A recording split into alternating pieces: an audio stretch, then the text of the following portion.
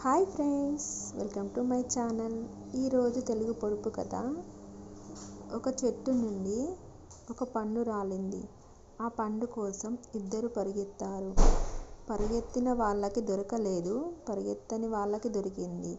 దొరికిన వాళ్ళు తినలేదు, దొరకని వాళ్ళు తిన్నారు. తిన్న వాళ్ళని కొట్టలేదు, తినని వాళ్ళని కొట్టారు. కొట్టిన వాళ్ళు ఏడవలేదు, కొట్టని వాళ్ళు ఏడ్చారు. అది ఏంటి? బాగా లాజికల్గా ఆలోచించండి.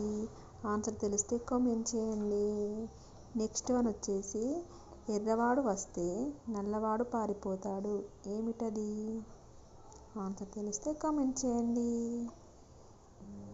వన్స్ అగైన్ మళ్ళొకసారి తెలుగు పొడుపు కథలు. ఓ చెట్టు నుండి ఒక పండు రాలింది. ఆ పండు కోసం ఇద్దరు పరిగెత్తారు. పరిగెత్తిన వాళ్ళకి దొరకలేదు, పరిగెత్తని వాళ్ళకి దొరికింది. దొరికిన వాళ్ళు తినలేదు, దొరకని వాళ్ళు తిన్నారు. తిన్న వాళ్ళని కొట్టలేదు, తినని వాళ్ళని కొట్టారు. కొట్టిన వాళ్ళు ఏడవలేదు, కొట్టని వాళ్ళు ఏడ్చారు. ఏంటది? ప్లీజ్ ఆన్సర్ తెలిస్తే comment and like, subscribe. Next one వచ్చేసి, ఎర్రవాడు వస్తే నల్లవాడు పారిపోతాడు. ఏమిటది? ఆన్సర్ తెలిస్తే కామెంట్ చేయండి. మళ్ళీ ఒకసారి, ఓ చెట్టు నుండి ఒక పండు రాలింది. ఆ పండు కోసం ఇద్దరు పరిగెత్తారు.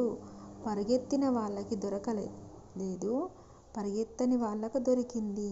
దొరికిన వాళ్ళు తినలేదు, దొరకని వాళ్ళు తిన్నారు.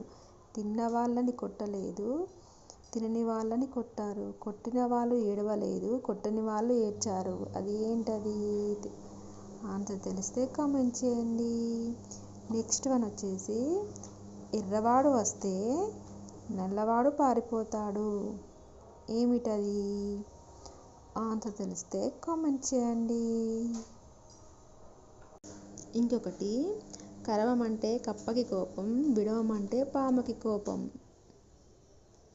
దాని అర్థం ఎటు చెప్పలేని పరిస్థితి అని అర్థం. మళ్ళీ ఒకసారి తెలుగు సామెతలు. కరవమంటే కప్పకి కోపం, విడవమంటే పాముకి కోపం. ఏమిటది?